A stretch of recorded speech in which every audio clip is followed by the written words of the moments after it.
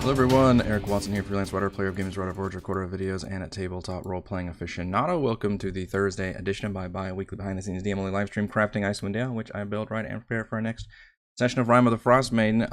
Happy Star Wars Day, may the 4th be with you, etc., etc. You're playing characters Valravn, Frey, Sussman, or Thimbleweed. This video is not meant for you, but for the rest of you.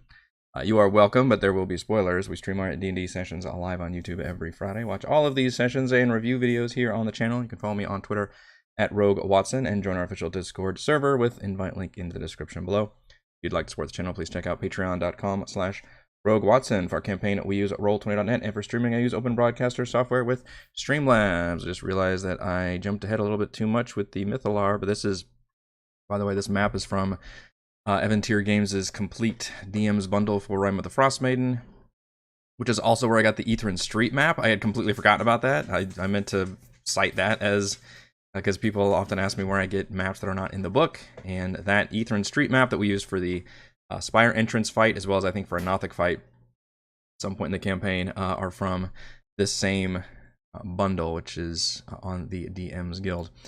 But we'll be talking about this more next week, I believe. It's also a gigantic map, by the way. I'm at 60% zoom on this map. Look at the individual squares are like teeny freaking tiny. You talk about like a massive boss arena fighting around this like nuclear reactor. It's gonna be good shit.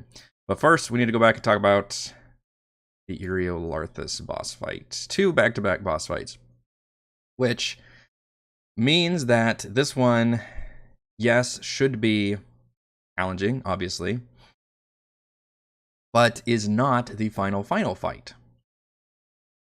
And they're not even getting a short rest between this fight and the next one. So that may affect the balance a little bit for this battle. They're coming in here fully long rested, fully leveled up, so they will be very powerful for this fight. I'm trying to put myself in the emotional state of not feeling too bad if I maybe even get my ass kicked a little bit, as long as they do have to expend some resources. I get in some good licks, and then that will, defeating Eriolarthus will ultimately unlock the way to the Mythalar, and they will be under a huge time crunch in order to rush down there and essentially enter that final battle. So not even getting a short rest in between. I don't think they realize that, but hopefully they do, because I've talked about how, keeping Oral at bay via this force field and the fact that Avarice, they kind of deferred that until later. So they will have to deal with all of those factions right after this battle. I know, yeah, there's no reason to hold back here. They have a lot of resources and things. The only thing I really wanted to change on my end, which I did, was the fact that this Elder Brain does not stun as often, because I just don't think that makes for good game design necessarily. I think being stun locked just really sucks. I feel for the players when they're in that situation, even though they have ways of getting rid of it, between Bardic Inspirations and Flash of Geniuses, just for making the saves. But the fact that you can be stunned and then you can basically be repeat stunned if you just roll really bad, I don't know, it feels very bad to me. So as a way of rebalancing it, instead of stunning as part, because the Mind Blast, it targets everybody in this room. Now it's on a recharge, so it can't do it every single round, but most rounds it probably will, unless I get really unlucky with the recharge.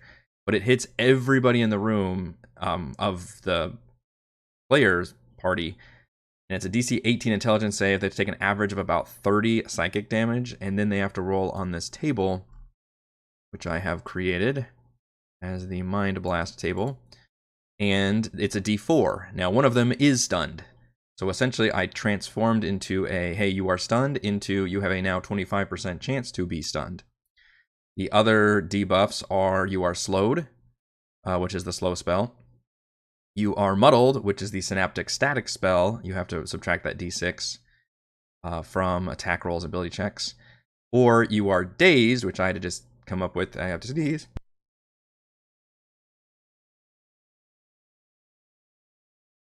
Excuse me. That is the Tasha's Mind Whip spell, where you cannot take reactions, and you must choose whether to get a move, an action, or a bonus action. You only get one of the 3. So you have hopefully it'll make it interesting, where instead of everybody just being locked down or half the party being locked down, everybody will have different debuffs. The other thing I changed is that the effect lasts only until the end of that creature's turn, which I know is putting things back in the player's favor, but essentially everybody is automatically making their first, if they fail the first save, that's not my fault, that's just them rolling bad, but essentially, because otherwise it would be you get to repeat the save at the end of each turn, so I'm saying you basically automatically make that save after being affected by this for 1 round. Hopefully we can get more Mind Blasts off so it's constantly happening. Maybe that's the other way I change it is... I could even change it to where it just Mind Blasts every fucking round. Or maybe I just change its recharge to be on like a 4 to 6, so it's got a 50% chance versus a... what is that, 33% chance. That'd be a small change, but that would be pretty big. So instead of doing it every 3rd round, on average, does it every other round. Because everybody, and then if, and that way you can audit, there's no issue with like, well, I'm already, affected by one, and this other one comes in and hits me. Does that new one override the old one? So in this case, it only lasts for that 1 round anyway, and then you're automatically freed out of that. So actually, I think I will make that change. I've talked myself into it. We're actually going to really rebalance things. We've changed quite a bit about this Mind Blast. So we keep the save, we keep the damage, we keep the targeting. We change the fact that it no longer stuns if you fail.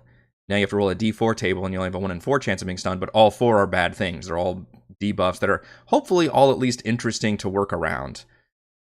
In terms of like, hey, you can't multi-attack, or maybe you can't get a bonus action, or maybe you have to, subtract a d6, but they still let you have a turn versus being stunned. So I think that works a little bit better. And it no longer just keeps on affecting you constantly, because that sucks. I just think it sucks.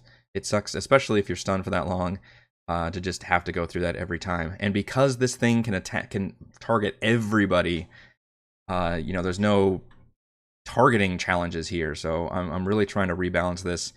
Yes, a little bit in the player's favor, but also just to make it a more interesting battle for everyone involved. But on the flip side, I just changed it to where it will Mind Blast hopefully slightly more often. Now it's going to recharge on a 4 to 6 instead of a 5 to 6. So that'll be its primary action every turn. If it doesn't have Mind Blast available, it can use a Tentacle attack, which I have taken Demnix's advice, who replied on the YouTubes, to actually create Tentacle tokens and thus make it a little bit more dynamic and interesting for a virtual tabletop.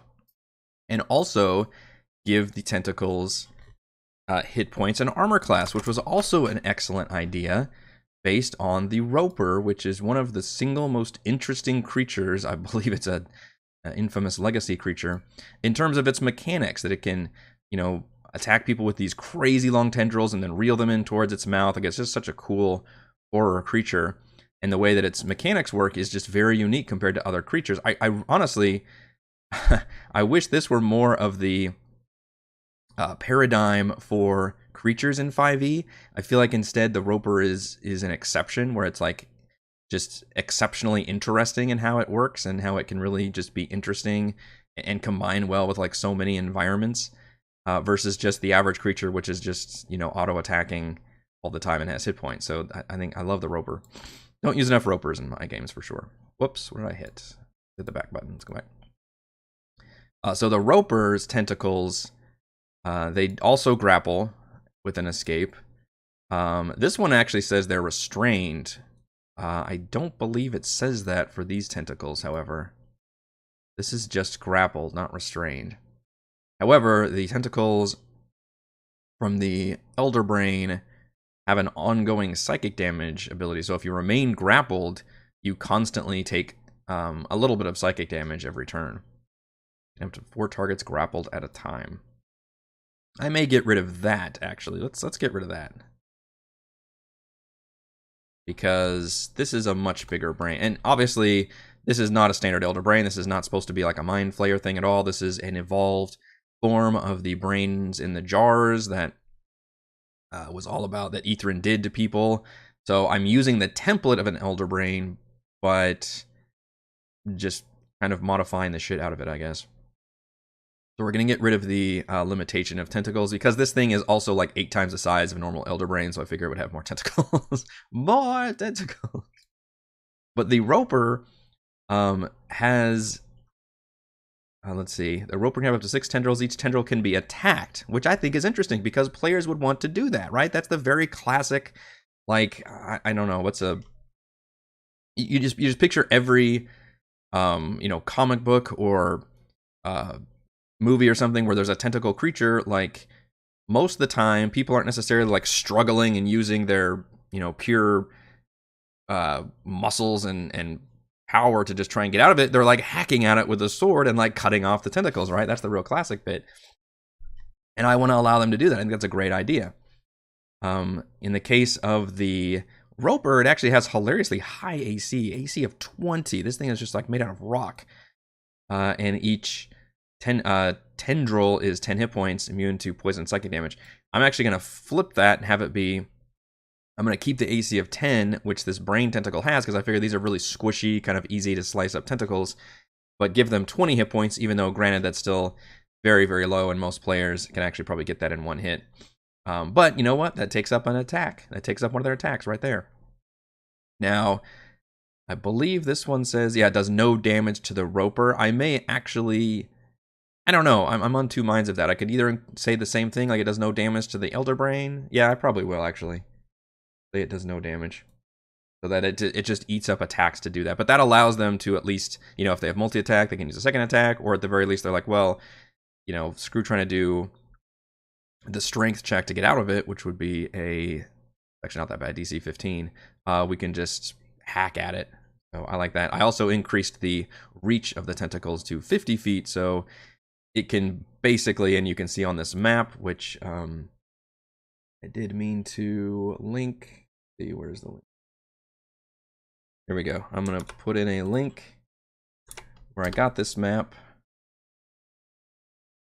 because it is from Seafoot Games, their Patreon, which is a map cartographer, I guess we call them, that I subscribe to on Patreon, and I have used a couple of their maps throughout this campaign. And this one I've been sitting on forever, thinking, oh, this is such a cool map for the elder brain. It even has like this brain matter looking fleshy bits, which I'm sure the players will try to stab it, but it's not gonna, it's not part of the elder brain. It's just kind of the effects that it's having, like its regional effects. The goo, I haven't just determined, because Lord knows the player's gonna try to shove my creatures into the goo. I don't think the goo is gonna be, it's like flesh slurry, so I don't see it as necessarily being damaging. I don't know, I'm up to two minds of that. If you see green liquid, you usually say, oh no, that's bad, I should stay away. I did have an idea where I lit up all of these, so if you see by their point of view, this entire room is lit up by what I'm going to call bioluminescent like bubbles as a way to use these things. And I even put them on the, in fact, I need to put them on the map layer, actually. Yeah, let's put them on the map layer. Will they still light up if they're on the map layer? I think they will. But I did have an idea where maybe if the players or these Nothics burst them, then maybe they could end up doing some acid damage or something fun as like an additional trap option. Or maybe the Elder Brain can even pop them with a tentacle as an action, and then do like, I don't know, like an acid spray thing. That might be too much, but it seems interesting. Treat the tentacles as the Hydra heads. You can tell how powerful a tentacle monster is based off the number of tentacles it has. Yeah, I don't know how many tentacles. It has as many as I needed to. 1, 2, 3, 4, 5, 6, 7. You see it has like 8 on this picture. I mean, this picture is not supposed to be necessarily accurate. Like I said, I got this from a third party. An 8. But I would imagine it would have probably at least 8 tentacles. Enough for every person, we could say. Definitely do acid damage. Tentacles can dip the players in it. We like the acid damage, huh? I could. I think the players would almost take advantage of it more than I would. But you're right. With the tentacles, you could certainly drag the players in. What are the rules for, I guess, moving players around with tentacles? I'm actually not sure how to kind of configure that. Because I know I've flung people. Is that part of a action, or is that a free action? actually not entirely sure how that works or where I would even look that up. When a creature has, I mean, you can move. Let's see, if it has a 50-foot reach. Yeah, what does that mean for the tenant? Can you just move and drop them somewhere, I guess? Or fling? Yeah, I don't know. I'd have to figure out rules for that, because that would make things more fun if instead of just grappling them and holding them there, the tentacles were actually like moving around and throwing them into the acid pits and stuff. I definitely see the players trying to shove my own Nothics into the acid pits as well, but it probably wouldn't be that much damage. Maybe be like an ongoing turn thing. Maybe when you first enter, you take some damage. What is the let's see. Is there an example of? I know lava, but is like hilariously. I don't want lava monsters. Let's see. Under terrain. Difficult terrain. Maybe, I don't know. Give me the combat thing. You'd think I wouldn't have to look this up anymore. Actually, it'd probably be under the Dungeon Master's Guide. Let's see. Or would it? Man, it might be under the Player's Handbook. Hazardous terrain, as I was trying to look up.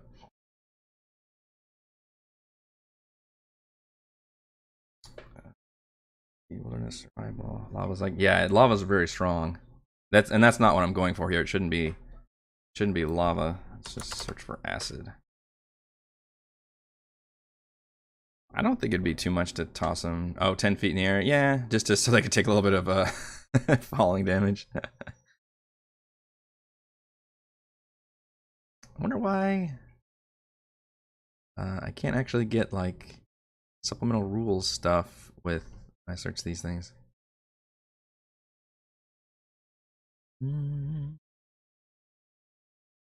Maybe under traps.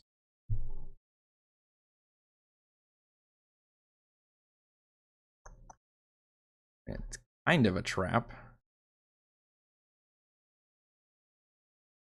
Yeah, you can do like compounding damage. Like an acid pit.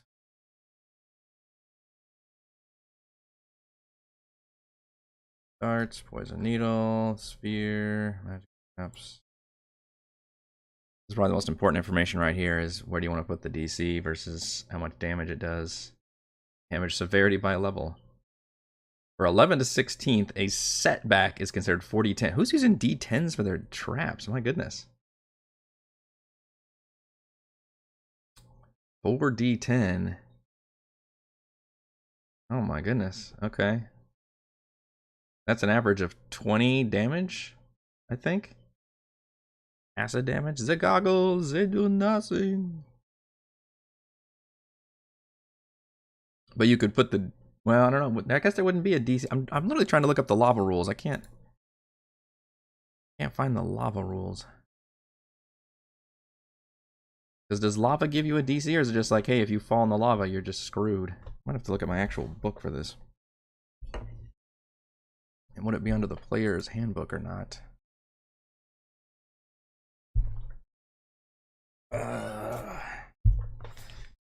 Easier to look in a book with the reading rainbow.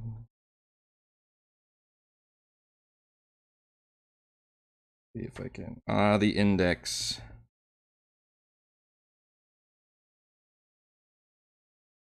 Larva. There's no lava in here. Okay, let's look up the player's handbook then.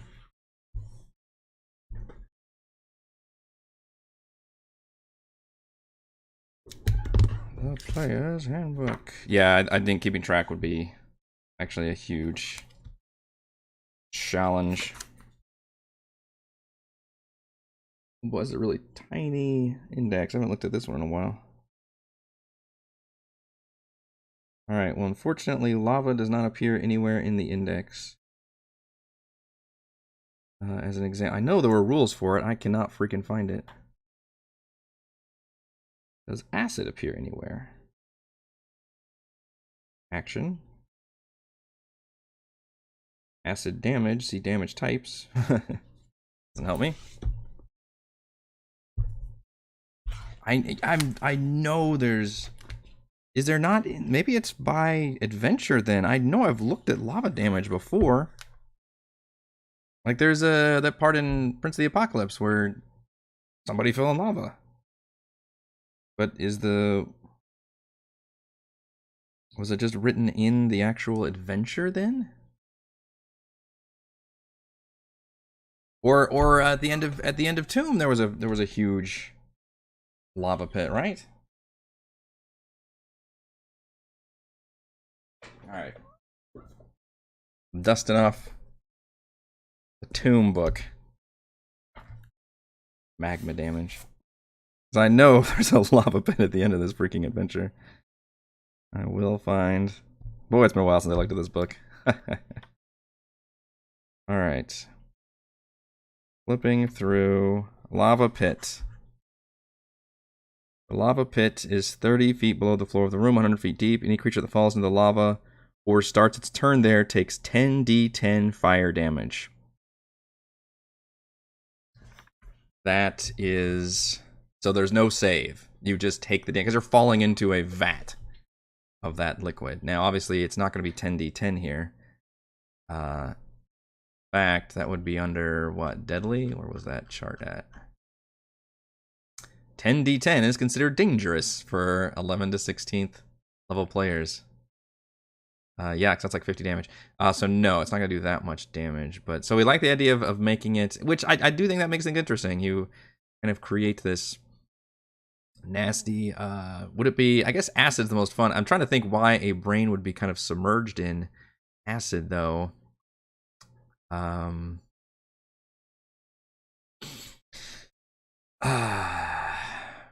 Or we change it to maybe like necrotic or poison. Maybe it does something to non-brains. I'm trying to figure out how I can. I mean, you could just say DM bullshit, but I'm like, this thing is supposed to be like half submerged, like in this liquid. It's supposed to be like it's big flesh slurry, which is kind of what the brain in the jar stuff is. But maybe it would. I don't know. I'm almost picturing in the Transformers the movie when Unicron eats people and it drops. It's such a crazy inside system. It's even darker than just a robot eating you. You get part of this like nasty conveyor thing where they're like on cranes and they just drop you into this just vat and you just fucking melt. Can do psychic damage. It could. I feel like that would be the easiest thing, and yes, would make the most sense. I'm just thinking if somebody used like a resistance or something to avoid all of this thing's psychic damage, then that would help it here as well.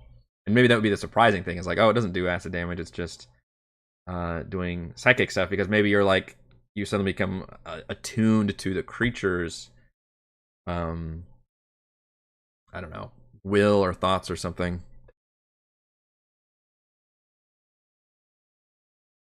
So we could do psychic damage. We could keep it as well. There's no DC. There's no DC because you just fall in there. So you just take the damage. So you take the damage when you fall in, and I think this one says also when you start your turn there. So if you fall in when it's not your turn and nobody rescues you, you end up taking that damage twice before you have a chance to get out. So that's pretty interesting. And we could make it 4d10. Which would be considered a setback. I fell into a vat of psychic damage water. It's like the, what is this stuff from Ghostbusters 2 where it like feeds on emotion and shit? It's like that pink slurry stuff. And it was, what do they call it? Psychokinetic? Do.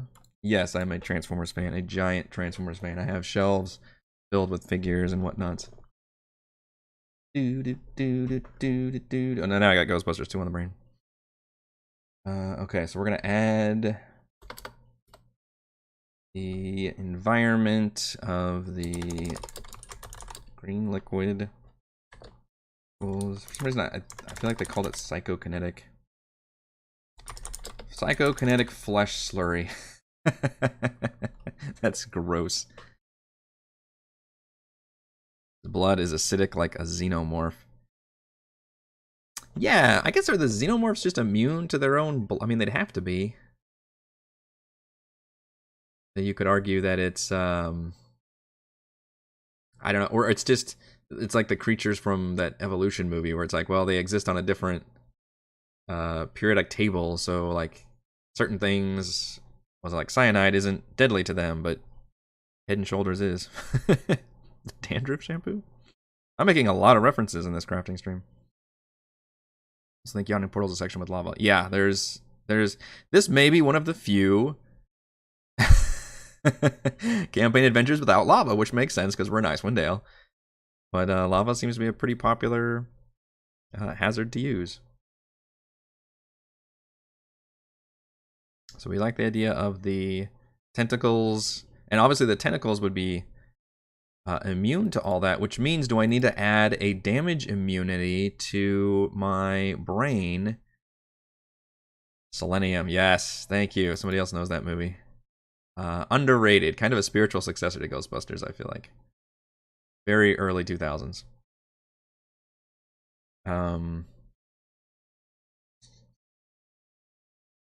It actually doesn't have any resistances or immunities of damage types. But it has very good saving throws, magic resistance, and legendary resistance. So I'm not really worried about that. Although if this were a party of like mages, like holy shit, you want to exploit this thing's weaknesses, you throw fireball after fireball at it. It has a +0 dexterity. Granted, it can use its legendary resistance and magic resistance to great effect, but that is its weakness right there. It doesn't move, and it doesn't have very good dex. Fortunately, the main DPS of the party comes from a mental caster who normally targets mental stats, so that's going to be painful to deal with. Rise to Icewind Dale doesn't have lava. Rise, you haven't taken a look at the Essence 20 Transformers book. Tyla, I don't know why it's no longer on Roll20. I was interested in it, and I saw it was coming to Roll20, and for some reason it got taken off of the Roll20. I mean, I'm not necessarily married to Roll20, but that's just what we're all used to. We're all what we've been using, and that's the kind of stuff that I like to be able to plug in and use with my group of online players.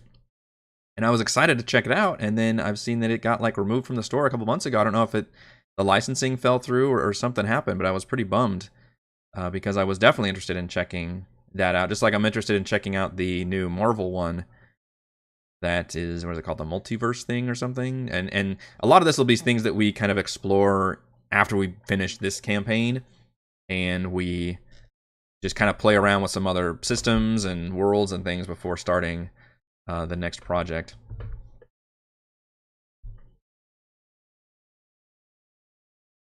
I did also change some other qualities of the Elder Brain. For example, because I changed Mind Blast where it only stuns 1/4 of the time, I also changed its Psychic Link so that it can target any creature that's simply suffering from the Mind Blast effects. In other words, you could be dazed or slowed or, what was the other one, muddled or stunned. And it still only can target one person as a bonus action. And then they have a chance to break out of it as an action, but otherwise it doesn't actually do anything to link them up at the moment. However, it can then use legendary actions to use anybody that it has linked up, including breaking a creature's concentration and also dealing damage to them, which I don't believe they get a save against. It can also just do the Psychic Pulse where it deals damage to that creature plus enemies of the Elder Brain within 30 feet. It's not very much damage, and I haven't really upped it yet. This is going to be the hardest thing to determine in this battle. It's how much I need to change the damage numbers around, because I mean the player's level 15, this is level 14, CR 14 creature. So it is supposed to be a boss fight, but it's not the final boss fight, if that makes sense. So I don't necessarily want to make this thing just crazy powerful, although the other big change I did is I gave it a lot more hit points, which is pretty obvious, I think, for a boss fight. We have a range of hit points. This one is 20 d10 plus 100, which, if I'm doing my math right, says that it has, what is that, 400 hit points? Right? 20 times 10 is, oh no, maybe it's 300 hit points.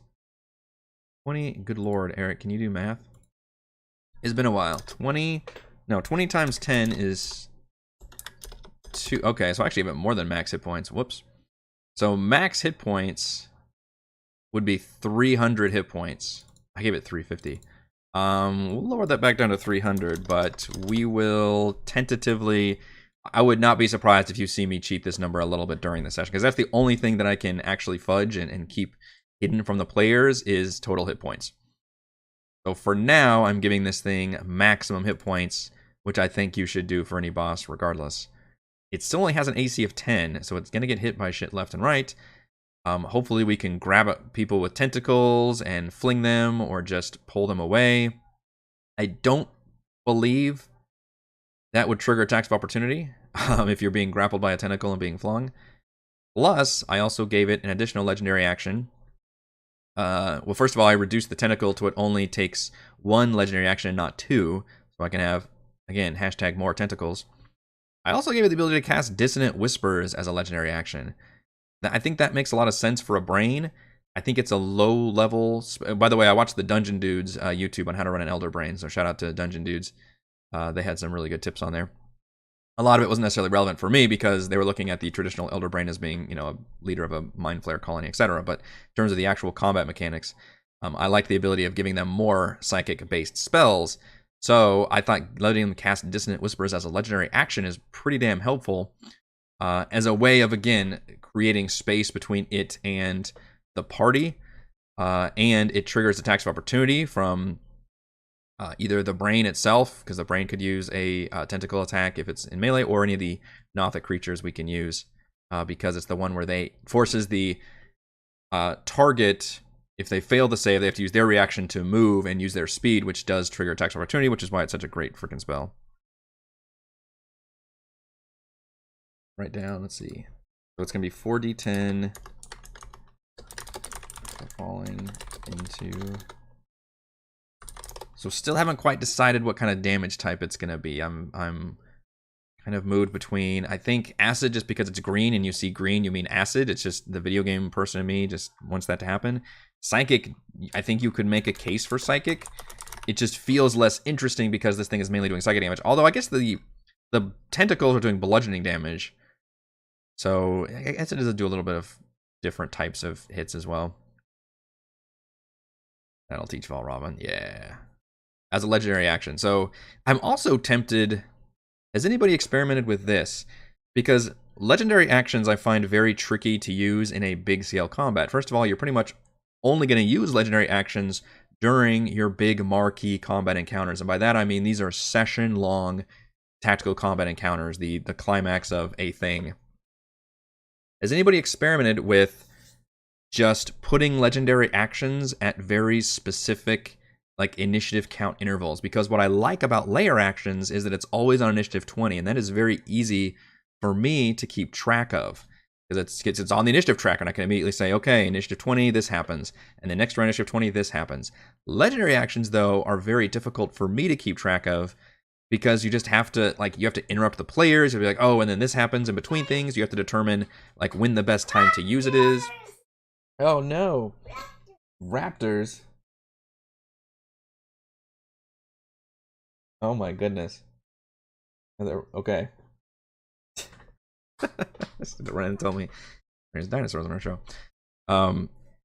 So I guess I'm tempted, and this would be a total house rule by me, is to treat the legendary actions similar to layer actions, where I have them on the initiative counter as, like, hey, you know, 15, 10, and 5 or something, so that they can happen, you know, so you get three of them per round. I made it so they're all only cost one each, so they would always be able to do one of them only at the end of another creature's turn. So it couldn't do it during its turn. Regain spent legendary action at the start of its turn. Yeah, so I think that would work out, right? Because even if it has a legendary action before its initiative, like let's say it gets initiative 7 or something, you could technically do a legendary, you know, as long as you keep track and make sure it doesn't do more. And that would also help me know that, like, oh shit, how many have I spent like this round? So I think it would, I think that would help clean things up a lot for me, even though it would give it away a little bit because I would literally have them on the initiative tracker. I guess I could technically put them on the GM layer maybe to hide it if I wanted to, but eventually the players would figure out, like, hey, they're always coming up at this time. And I know that's a weakness of mine, and technically that is, but on the other hand, I have rebalanced boss fights that way by pulling back on legendary actions. The players are suffering a lot, then I may do fewer legendary actions in a fight. I hopefully don't have to do that here because I've already felt like I've rebalanced it quite a bit. Jason says, I put legendary actions for BBEGs literally after every single character turn to reduce their power a little. So much easier to handle in game. Oh, that's another good way of doing it. Yeah. The end of each turn. I feel like I have to sneeze again. Yep.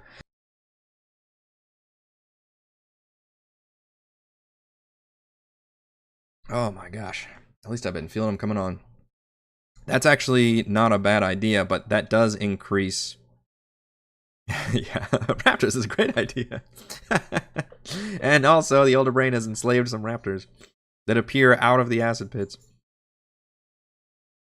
I don't know how much that would that increases it a lot though. Jason, do you have 5 players? And I guess you don't do it because I assume Valin will join them for this, but Katavix would not. Katavix would sit in the chair and be the one who opens the door. He can technically be there for the Mythalar fight as probably a story-based NPC, but he would not be in here, so it'd be Valin. But that'd be a lot of legendary actions. And you're right, I think you'd have to rebalance them in that case. I'm kind of leaning towards using them as like layer actions, but just, you know, at certain intervals. So like, you know, we've already got the layer action at 20. So I am keeping. I think I'm going to keep all of its legendary actions. It's got, it can cast Wall of Force, which is going to be the equivalent of it like throwing up a giant impenetrable wall around itself, which the only way the players have of dealing with that is, I need to look that one up again. Is that part of its spell? Is by breaking its concentration, although it may be a dome. It's actually, I need to give it Wall of Force then, it's not here in the thing. Cranium Raptors. Here we go. Wall of Force. Is it a dome or is it a sphere? You can form it into a dome or a sphere. Okay.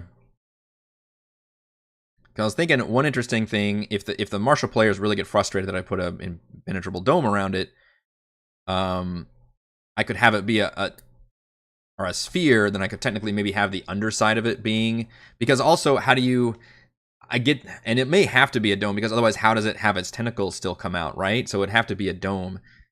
So that probably solves it. So instead of it being a sphere completely encasing it, it would be a dome that encases the top of it. And here's where the water comes into play. So if you still want to attack it while it has that wall up, you would have to get in the water and attack it from underneath, which means you're taking that damage. We just determined it was going to be a 4d10 in order to get around it. So that creates a challenge without shutting players down. This is good game design. This is better game design than having it be just, oh, Wall of Force, you can't hit this guy. Instead, it's like, okay, Wall of Force is a dome around the top of it.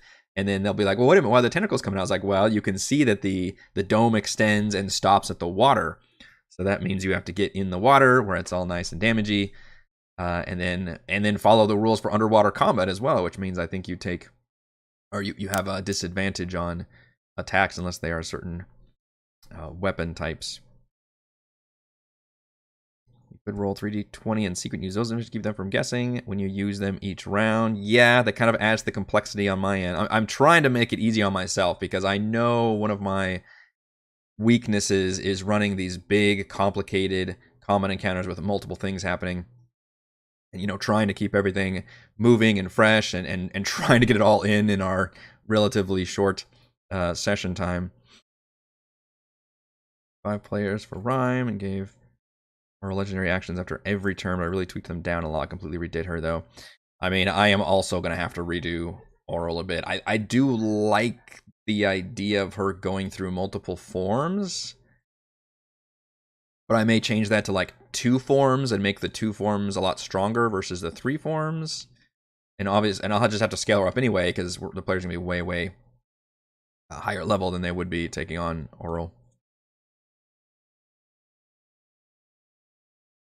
How long do the players have before the Elder Brain starts to HP Lovecraft them?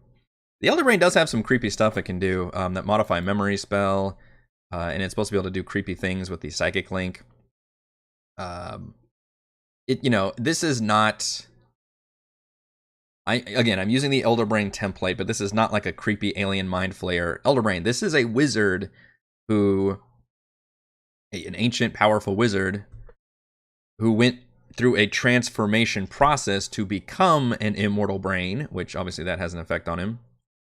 And then due to his connections to the Mythalar, was able to, and having all the resources, just keep growing in size and power since then. So I think the Elder Brain obviously is the template I'm using, but it's technically not a Mind Flayer base, I guess. It's an aberration. I guess it's still an aberration. This is not naturally occurring, but it's a little bit different. And I don't plan on having it move whatsoever. This is going to be one of those classic video game boss fights where the creature is just gigantic and just stays there, and instead it's got all these other things that happen, which hopefully I'm creating some interesting things. And like I said, I could have it be maybe something it does as a legendary action is pop these bioluminescent glowing balloons and have that be a dexterity explosion of... I don't know, what's a good spell we could use for that? I guess, again, it depends on what the damage type we're using. But it would be like, if it were full of this suspended, liquid or something, and maybe a tentacle can pop it and just do dex, and everybody has a dex save in order to deal with it. Again, just to make more interesting things happening throughout. But yeah, I'm thinking that legendary actions... The bummer is if it can't get any psychic links pretty quickly, then it's pretty limited on bonus actions to doing tentacles and dissonant whispers. Now, those two will probably be a lot going on in general. I also thought about the fact that you can have all of these creatures here already have a psychic link with the Elder Brain. That makes sense. So it could use its psychic pulse and target any of those creatures. The Elder Brain targets one creature within 120 feet of it which has a psychic link.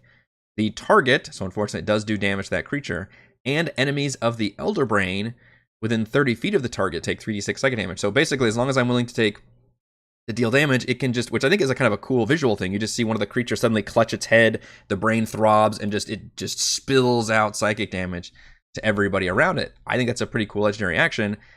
I don't think that's a whole lot of damage to where players may not be very impressed with that. Yes, I mean, there's no save involved, so I don't want it to be like super high damage. It's just automatic. You can see me rolling in a cup. In fact, that's probably average right there, is 10 damage. I rolled pretty bad on this one.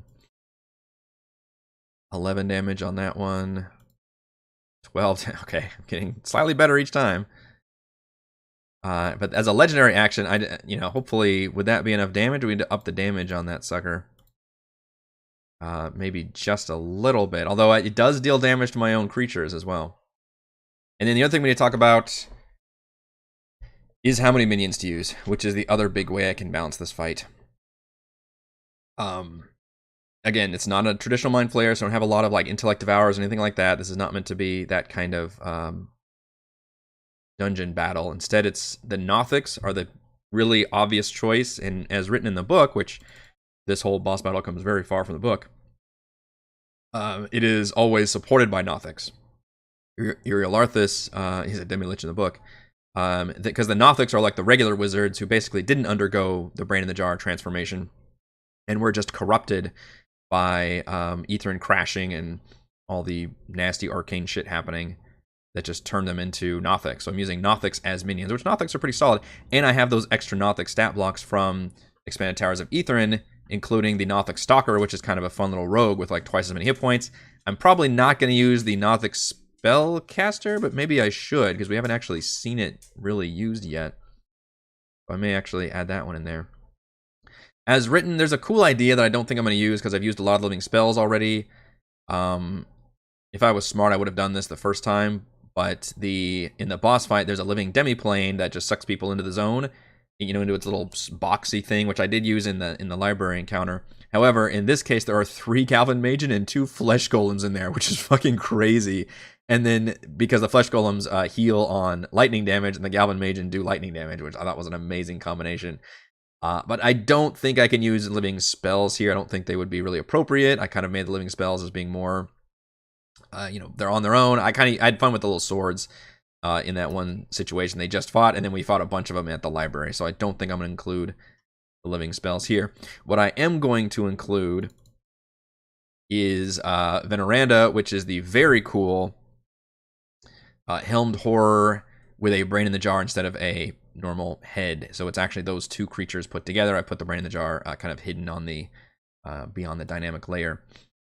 Now I kind of fully expect, if there's a good way to kind of anticipate what the players are going to do, this is an excellent target for Force Cage, because he will not be able to, Valravn would not be able to Force Cage the brain, it's way too big. But he can Force Cage the next biggest threat, which is this Helmed Horror, and completely shut it down, and it would not be able to do anything. Now that's still spending, what is it, like a 7th level spell slot to do that. So I think it's bullshit that spell doesn't require concentration or anything. At least I don't think it, or does it require concentration? I don't think it does. It does not. It just lasts for an hour. So, kind of a bullshit spell. DM's not too salty about that at all. So I fully expect him to use Force Cage on the Helmed Horror. Luckily, I believe the Brain in the Jar would still be able to use all of its attacks, because I don't think Force Cage actually stops magical attacks from going through, especially because it's got its own Mind Blast ability and like hold person spells it can do. I believe those can still go through the Force Cage, but they would be able to shut down this Helmed Horror. And the Helmed Horror even has that weird ability where it's like, oh, the DM can like bullshit include immunities it's just immune to, but the Force Cage, there's no save involved in that. It's just you are trapped in this bubble. There's nothing to be immune to. Unless it had some kind of teleportation magic, then it can make a save. But even its magic resistance doesn't come into play. So yeah, Force Cage would be an excellent target for this guy. So you could say, well, I could add a second one of those combinations, but that's increasing the difficulty quite a bit by introducing another Helmed Horror and Brain in the Jar combo, having like 2 lieutenants versus 1 lieutenant. Otherwise, we just add a whole bunch of these little Nothic guys, and we could even add more of those. How much possible damage can you do during a full round, including legendary actions? That is a good stat. Yeah, using just the Elder Brain. So if we look at just raw damage, whoops. Assuming it can do its best thing, which is having Mind Blast on recharge. So I rolled pretty good damage there. 39 psychic damage. I actually don't know. What is the average? Can somebody do the math on that? Of 5d10 plus 5. I guess that'd be 5.5 times 10. No, that's not right. 5.5 times 5 plus 5 is an average of 32.5 damage. That's how we math, or maths, if you're know that it's actually short for mathematics. So 30, what did I just say? 32 damage, 32.5 damage on its Mind Blast. So legendary actions, let's say it's going to use at least 1 tentacle attack. So that's an average of 20 damage. So now we're at 52.5. Then let's say it uses a Dissonant Whisper, which has an average of 3d6, which is, what, 3.5 times 3. So that's 10.5. So now we're at 63 damage. And then let's say it does its Psychic Pulse, which is another 3d6, but it affects multiple people. Oh, and also keep in mind that Mind Blast is affecting everybody. I don't know how we calculate AoEs in terms of its DPS, but so that was 50, so we're at 63, so maybe 70 damage if people are failing saves and if attacks are hitting. Potentially 70 damage, with like half of that damage being AoE damage, I think. The Tentacle and the Distant Whispers are single targets, and then the Psychic Pulse and the Mind Blast is an AoE. If it doesn't have Mind Blast, it does 20 instead of 32 damage with that action it has, and it loses a lot of its AoE potential. So that, I think, is how we calculate that. And what's nice is Barbarian's Rage is only really going to stop the tentacle damage. The rest of it is all psychic, which makes sense. You're fighting a big fucking brain. Also, because they long rested, the psychic resistance for Thimbleweed and Celeste has officially worn off. In fact, I'm going to write a note about that. After a long rest, Thimbleweed and Celeste no longer have psychic resistance. That's easy to miss because I had a bunch of hidden messages there too. Add a counter spell, creature reaction. Man, I have thoughts on counterspell, Grant. I have thoughts.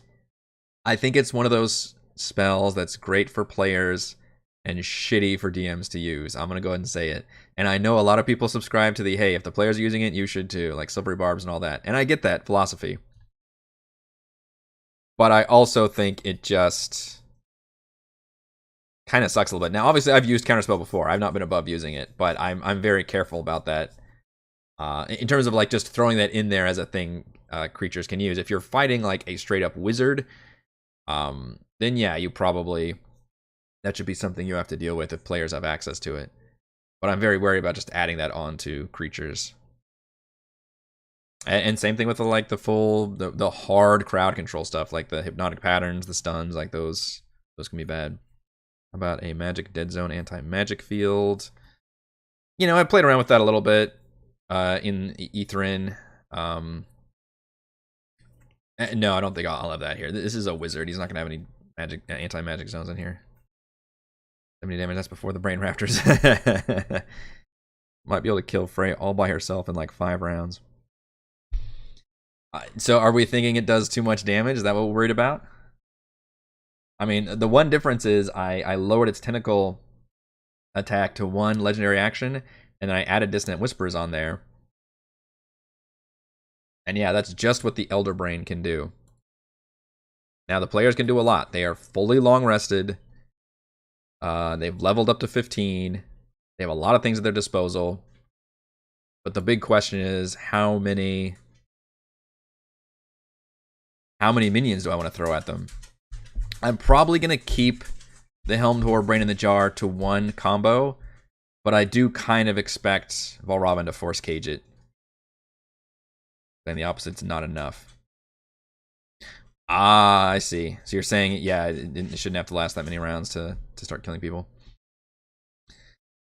Yeah, I guess it depends on how deadly you want to make this fight. Which it should be a very hard, you know, I do want this to be a tough fight. I think the big thing is it's doing a lot of AoE damage. And I mean, Frey should be really fucking hard to kill. You know, I know it's an arms race between players and DMs, but like, yeah, she's got almost 200 hit points. She's a raging barbarian. Like, it's really hard to kill that character. I just think giving them interesting challenges and having all of that take damage, you know, again, and that does not include we'll probably go acid. That does not include these acid liquid everywhere either. That technically these tentacles could be throwing people into these acid pits. And that's just throwing 4d10 when they land on the acid, and if they're still in there at the start of their turn, they take another 4d10. So that can get real nasty if I decide I need to throw these players around, and how we work about rules about that, how far the tentacles can throw, etc., etc. I don't know. I'll look some of that information up. How quickly they would fight. Oh, that's a great point, Nate. That's something I mentioned at the very beginning of this battle, is that they will not even have time for a short rest between this fight and the actual final battle. That's going to be the tricky thing, and it's something I actually hate when video games do that, and I'm doing it, which is when they throw a tough battle at you, and then you immediately have to go into like a second stage boss fight. Now, this is going to be technically a completely different boss battle, but timing-wise, because as soon as they defeat Iriel Arthas, that shuts down the entire force field and everything, and then Auril can immediately show. She's got god powers, so she can immediately show up at the Mythalar, and the players need to haul ass. I gave them a fast travel elevator back in the other room. They have to haul ass back there, enter that elevator, reach down there, and be there for the final confrontation between Auril, her forces, Avarice, and her forces, and how to deal with the Mythalar threat. So I am literally not even planning on letting them short rest between those two encounters. So that is also an interesting balancing thing. This is not, and I repeat, the final fight or final thing they have to do. It should be a very challenging boss battle. I want it to be memorable and fun and all those things, obviously. But I'm kind of in the back of my head balancing it to where it is like the first stage of a multi-part finale. So that's also kind of where I'm coming from. Now, obviously, I do not want this to be like the Valish Nass battle. They just completely kick my ass and we almost just laugh about how easy it is. That's certainly not my intent. But this is not necessarily meant to be the harrowing, like, oh god, we barely survived this fight, everybody's just clinging to life kind of a situation, because then the players really will be like, no, fuck you, DM, we need to short rest here for a hot second. And I'm going to be like, you guys don't have time, like, you got to get going. So that's kind of where I'm at in terms of the overall balance. Most of the party can fly, so throwing them is moot. That's actually a good point, Grant. Can you not, if you've grappled somebody and then throw them, I mean, are they considered always flying? Or is it that a lot of them have to turn on flying? Like I'm pretty sure Thimbleweed has to like activate his flight, for example. I think. I'd have to go back and check on that. I think the only ones that can actually fly, obviously, Lord Marbury the Pegasus, Thimbleweed, and Edmund has winged boots. I think the rest of them have like climbing speeds. Celeste can walk on water, which is interesting. But again, that you're walking on water. What if you're just being thrown into, it's not like you're always levitating. So I guess that's the question I have to argue is like, are you always levitating or are you not? Is it something you can do on your turn? It's gonna be super fun to have the fight so close together. I hope so. Why are the Nothics there beyond being minions? So the Nothics represent, I guess, the other wizards, the wizards that would be attending to him. It's just that the basically all of Aetherin was transformed into,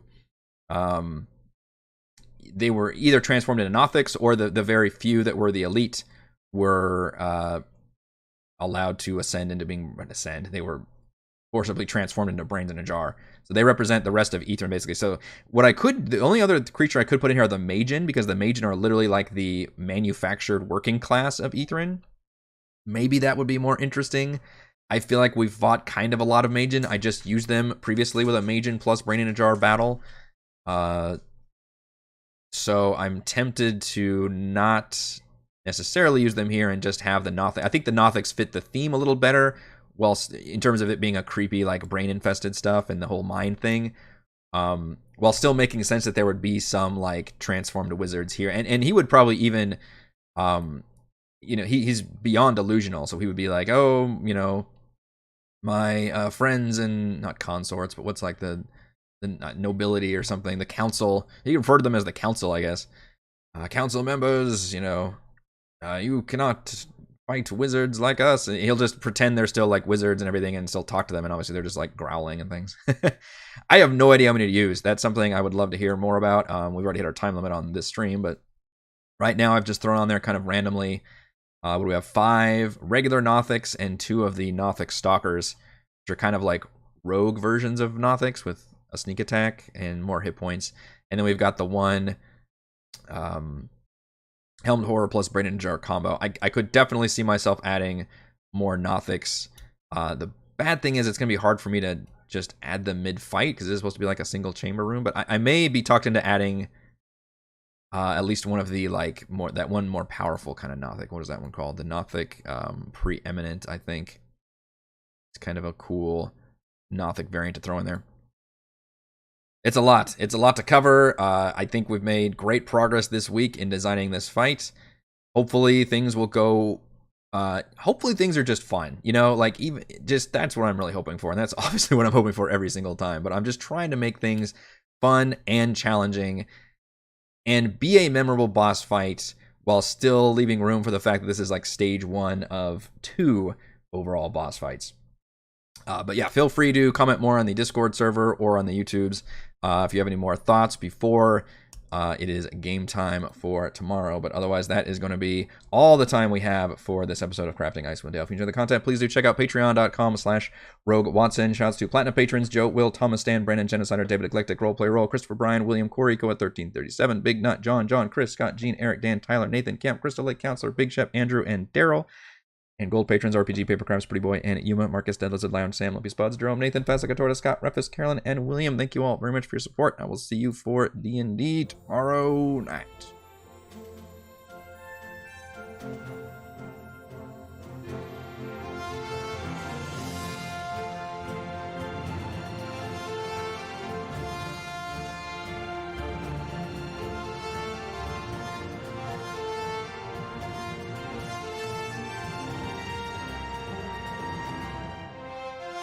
Oh shit, Nate, that's a great idea about the Helmed Horror.